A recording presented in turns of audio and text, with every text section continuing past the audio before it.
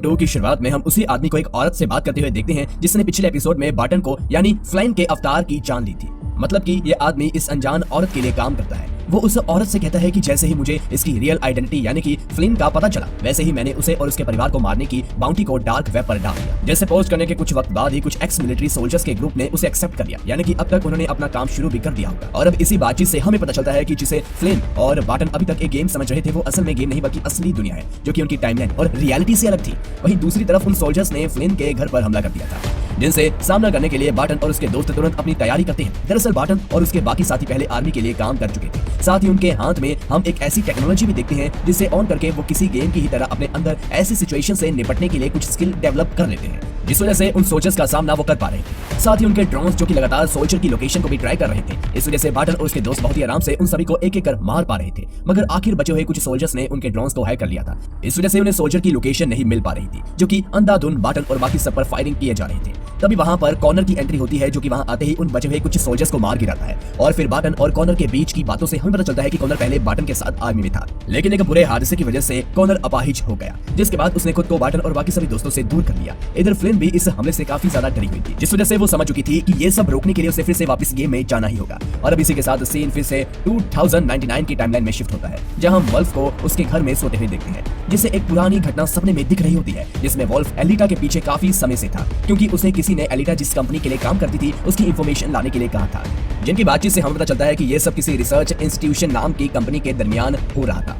लेकिन बीच में ही वल्फ की नींद टूट जाती है, क्योंकि उसे लीव का कॉल आता है। दरअसल लीव वही आदमी है जिसके लिए वल्फ काम करता था। लीव वल्फ को उसके लिए जल्द से जल्द फ्लिन को ढूंढने के लिए कहता है, क्योंकि वही थी जो कि एलिटा के गायब होने से पहले उससे मिली थी। इस वजह से उन्हें फ्लिन से एलिटा के बारे में इंफॉर्मेशन चाहिए थी, जिससे हमें समझ पाते हैं कि जरूर एलिटा के पास लीव का कोई राज है। इसलिए वो वल्फ को फ्लिन से इस बारे में बात करने के लिए कहता है। वहीं दूसरी तरफ 2032 की टाइमलाइन में फ्लिन फिर से इस गेम में दाखिल होती है, जहां वीआर को ऑन करते ही वो खुद को एक नए अवतार में पाती है, जहां उसकी मुलाकात वल्फ से होती है, जो कि उसे बताता है कि जिससे अभी तक वो गेम समझ रही थी वो असल में गेम नहीं बल्कि 2099 का लंदन शहर है। साथ ही यहाँ पर जो भी हो रहा है वो सब रियल। और फिर वल्फ की बात सुनकर फ्लिन उससे पूछती है कि क्या मैं टाइम ट्रेवल करके यहाँ आ गई, जिस पर वल्फ उसे कहता है कि असल में टाइम ट्रेवल नहीं, क्योंकि तुम्हारी रियल बॉडी असल में 2032 की टाइमलाइन में है। हमने तो बस तुम्हारे डेटा को यहाँ की टाइमलाइन के तुम्हारे अवतार के डेटा से लिंक किया है, जिस वजह से हम इसे अल्टरनेट रियलिटी, फ्यूचर या गेम नहीं बल्कि पेरिफेरल कहते हैं।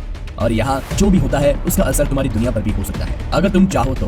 हालांकि वल्फ की इन बातों पर अब भी फ्लिन को विश्वास नहीं हो रहा था, इसलिए वल्फ उसे विश्वास दिलाने के लिए बताता है कि तुम्हारी मॉम को ब्रेन ट्यूमर है, जिस वजह से वो अगले 4 हफ्तों बाद मर जाएगी। साथ ही अपनी इस बात को साबित करने के लिए वो उसे एक न्यूज़पेपर में उसकी माँ का शोक संदेश भी दिखाता है, जिसे देखकर फ्लिन एकदम से शॉक हो जाती है, क्योंकि उसे अपनी मॉम के ट्यूमर का बिल्कुल भी पता नहीं था।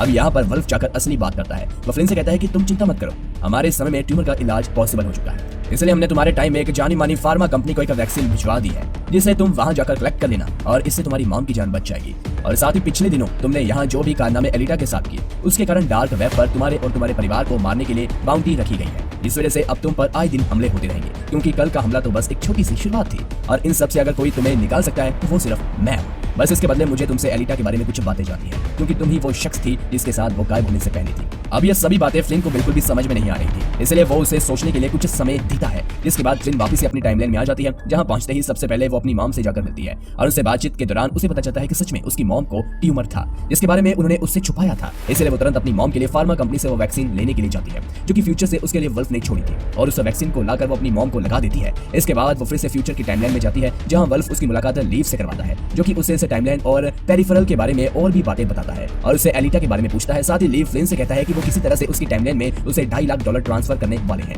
जिससे वो अपनी मॉम का इलाज करवा सकती है। बस इन सब के बदले उसे फ्लिन से एलिटा की जानकारी चाहिए थी, तो फ्लिन लीव से कहती है कि वो उसे एलिटा के बारे में सब कुछ बता देगी, लेकिन उन्हें पहले उसकी मॉम की जान बचानी होगी। वहीं दूसरी तरफ प्रेजेंट की टाइमलाइन में टॉमी को फ्यूचर की 2 SUV कार्स रोड के बीचों बीच खड़ी मिलती है, जो कि इनविजिबल हो सकती थी। साथ ही इस SUV में उसे एक गोली भी मिलती है, जिसके बारे में वो बार्टन से पूछने के लिए आता है, क्योंकि उसी के घर यहाँ पास में था। दरअसल ये SUV उन्हीं सोल्जर की थी जो कि पिछली रात उन्हें मारने के लिए आए थे, और उन्हीं की लाशों को बार्टन के दोस्त दफनाने में लगे हुए थे। इसलिए बार्टन टॉमी से कहता है कि उसे इसके बारे में कुछ नहीं पता। इसके बाद फ्लिन जब पेरिफेरल से बाहर आती है तो वो बार्टन से बताती है कि वो लोग किसी भी तरह से उसको $2.5 लाख ट्रांसफर करने वाले हैं। अब वो किस तरह से ऐसा करेंगे उसे नहीं पता, क्योंकि अगर वो डायरेक्ट अकाउंट में ये पैसा क्रेडिट करेंगे तो वो गवर्नमेंट की नजर में आ सकते हैं। लेकिन जब रात को ये दोनों भाई बहन अपने कजन लियोन के साथ कोरबेल के कैसीनो में जाते हैं, तो वे वहां पर गैम्बलिंग में पूरे $2.5 लाख जीत जाते हैं, जिससे फ्लिन और बार्टन को पता चल चुका था कि ये पैसा उसने जीता नहीं बल्कि ये उन्हें फ्यूचर से ट्रांसफर किया गया है, ताकि किसी को शक न हो। हालांकि इनके कजन ने इतनी बड़ी प्राइज मनी जीत ली थी, इसलिए वहां का ऑनर कोरबेल उन्हें लगातार घूर रहा था, इसलिए वो लोग वहां से चुप चुपचाप निकल जाते हैं। जिसके बाद बार्टन अपनी बहन के कहने पर कॉनर से उसको इस सब से निकालने में मदद मांगने के लिए जाता है, जहां वो देखता है कि कॉनर काफी नशे में था, इसलिए वो उसे सुबह आकर मिलने के लिए कहता है। दूसरी तरफ कोरबेल, जो कि उसी पेरिफेरल के वर्ल्ड में ऑनलाइन डेटिंग गेम का मजा ले रहा था, तभी वहां पर उसे एक डैनियल नाम का आदमी आकर मिलता है, जो कि कोरबेल को बार्टन और फ्लिन की जान देने के बदले $10 मिलियन का ऑफर देता है। साथ ही वो कहता है कि इसकी 25% पेमेंट उसके अकाउंट में तुरंत क्रेडिट कर दी जाएगी, लेकिन उसकी इस बात का कोरबेल विश्वास नहीं कर पाता, इसलिए वो गेम से बाहर आ जाता है। हालांकि अगले ही पल उसके अकाउंट में वही $2.5 मिलियन यानी कि 25% तो क्रेडिट हो ही जाते हैं, इसलिए वो अब इस काम को अंजाम देने के बारे में सोचने लगता है। दूसरी तरफ फ्लिन रात को देखती है कि अचानक से उसकी मॉम की आंखें ठीक हो चुकी थी, मतलब कि